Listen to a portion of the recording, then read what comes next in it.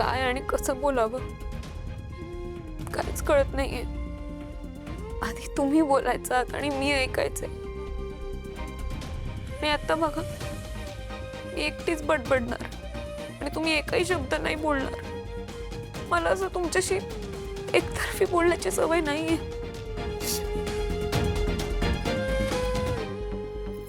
तुम्हाला आठवतंय त्या दिवशी निघताना मी किती भांडले होते तुमच्याशी आणि तुम्हाला स्पष्टपणे सांगितलं होतं की काही झालं तरी अभिला घरात घेऊन नाही यायचं। आणि आज बघा मी स्वतःच अभिला इथे घेऊन आले। सावली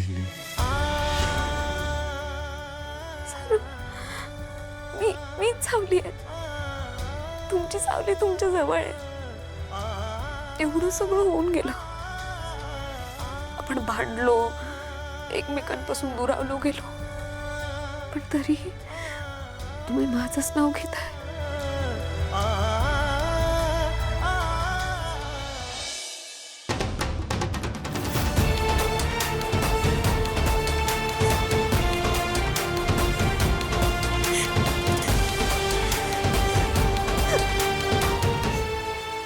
झालं?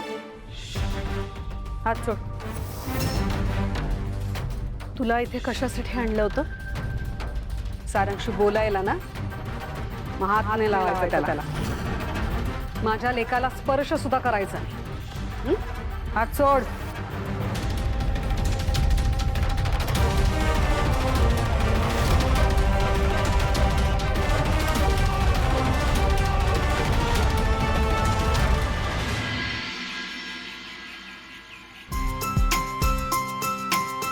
वहिनी हे ना वहिनी अभिर आणि ओवी कुठे आहेत? दिसलेच नाहीयेत। झोपलेत का अजून? हो अगं काल खूप उशिरापर्यंत गप्पा मारत बसले होते दोघं। राहू ते झोपू दे त्यांना। बरं वहिनी अभिर इथे नवीन असल्यामुळे त्याने तुम्हाला किंवा ओवीला त्रास तर नाही ना दिला? एकदा बडबड सुरू झाली ना त्याची थांबतच नाही तो। सावली वेडी आहेस का तू? त्याचा काय त्रास होणार आहे आम्हाला? उलट तुला खरं सांगू का अभिर इथे आल्यानंतर घर कसं भरल्यासारखं वाटतं। मुलांमुळे ना वेगळाच उत्साह आलाय घरात। वहिनी घर जसं होतं ना अगदी तसंच ठेवलंय तुम्ही।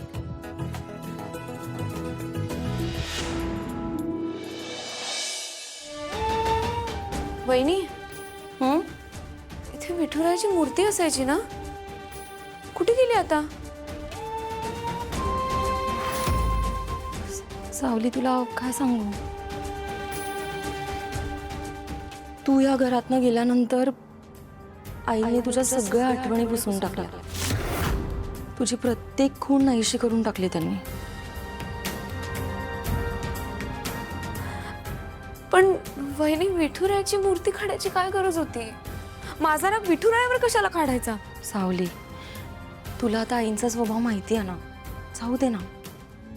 पण तुला खरं सांगू का? तू गेल्यानंतर प्रत्येक क्षणी तुझी उणीव भासायची मला।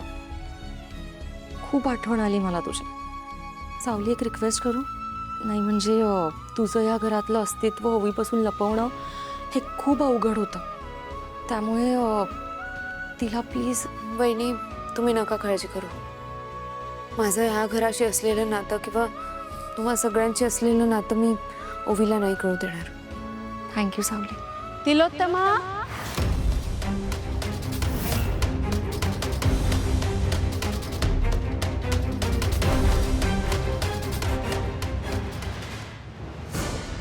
तिलोत्तमा आहेस का ग? भैरवी माई तुम्ही इथे? सावली सावली एकनाथ भागवत तुम्ही इथे मेहेंदळेंच्या घरात? हा प्रश्न मी तुम्हाला विचारायला हवाय। तुम्ही इथे काय करताय? 8 वर्षात थोडं मेमरी लॉस झालाय का तुला सावली? तू विसरतेस वाटतं की हे घर माझी मैत्रीण तिलोत्तमा मेहेंदळेच आहे। आणि बाय द वे थोडं अजून तुला एक आठवण करून देते। जेव्हा तुझं सारंगशी लग्नही झालेलं नव्हतं ना त्याच्याही खूप आधी मी तुला पहिल्यांदा या घरात आणलं होतं। अरे हो, माझ्या माहितीप्रमाणे तुला तर या घरातनं धक्के मारून बाहेर हाकललं होतं ना, तरी पुन्हा आलीस काही संबंध नसताना. फारच निर्लज्ज झालीस ग. कसं आहे ना माई, माझी आणि तुमची गोष्टच वेगळी आहे. मला मान्य आहे की मला ह्या घरातून हकलून दिलं होतं आणि म्हणून मी माझा स्वाभिमान राखण्यासाठी 8 वर्ष या घरात पाऊल ठेवलं नव्हतं मी. आणि संबंध नसला तरी तुमच्या प्रिय मैत्रिणीने मला इथे बोलवलंय म्हणून मला इथे यावं लागलंय. आणि माझं जाऊ द्या, मला असं वाटतंय माई तुमचाच मेमरी लॉस झालाय. कारण तुम्हालाच या घरातून तुमच्या मुलीने ताराने अपमान करून धक्के मारून हकललं होतं या घरात. आणि तरी तुम्ही न बोलवता इथे आलात आणि मलाच निर्लज्ज म्हणताय. वेळ, ती वेळ होती ना सावली, ती माझी वेळ नव्हती. वाईट काळ होता तो माझ्यासाठी, पण तुझी वेळ मी कधीच बदलू देणार नाही हे लक्षात ठेव. आय प्रॉमिस यू की याच घरातनं तुला पुन्हा एकदा धक्के मारून बाहेर काढलं जाईल आणि या घराची दारं तुझ्यावर कायमची बंद होतील. ती वेळ कधीच येणार नाही. मी इथे कायमची राहायला आलेली नाही. माझ्या इथे राहण्यामागे एक उद्देश आहे, तो पूर्ण झाल्यावर मी निघून जाणार आहे. मग असं असेल तर त्यानंतर तुला या घरात कोणी उभंही राहू देणार नाही. I make sure. Excuse me. मला ना कळतच नाही आईने यांना का बोलवलं असेल परत या घरात. माहित नाही बहिणी. बरं जाऊ दे, सोड. सावली ऐक, डॉक्टर याची वेळ झाली, आपण सारंगकडे जाऊ. आणि तुला एक गोष्ट सांगते, सारंग एकदा का शुद्धीवर आला ना, ही सगळी चित्र बदलणार आहेत बघ.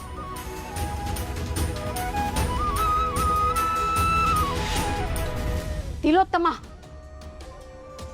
अगं काय करून बसलीस हे? हा, हे बघ तिलोत्तमा, मला तुझा हा निर्णय अजिबात पटलेला नाहीये. अगं घाई केली आहेस तू खूप. तुला काय वाटतंय भैरवी, मला खूप आनंद झाला काय सगळं करताना. मला सुद्धा पराकोटीचा त्रास झाला, पण मला हे सगळं करावं लागलं. माझा नाईलाज होता, कारण माझ्या सारंगचा जीव माझ्यासाठी सगळ्यात महत्वाचा आहे. माझं सारंग बरा व्हायला पाहिजे. मला कळतंय तिलोत्तमा, पण थोडे पेशन्स ठेवायला हवे होतेस ना. हा, एका डॉक्टरनी सांगितलं आणि तू लगेच सावलीला घरात घेऊन आलीस. अगं कसली एवढी घाई लागून चालली होती? आपण सेकंड ओपिनियन घेतलं असतं ना. काय जगात एकच डॉक्टर आहे? काहीच गरज नाही भैरवी. या डॉक्टरांवरती माझा पूर्णपणे विश्वास आहे. अगं त्यांनीच तर माझ्या सारंगला मरणाच्या दारातून बाहेर काढले. त्या देव आहेत माझ्यासाठी. आणि मी स्वतः डोळ्यांनी बघतीये, कानांनी ऐकतीये, सारंग सतत सावलीचं नाव घेतोय. आणखीन काय हवंय आपल्याला? हे बघ तिलोत्तमा, मला अजूनही असं वाटतं की आपल्याला सेकंड ओपिनियन घ्यायला हवं.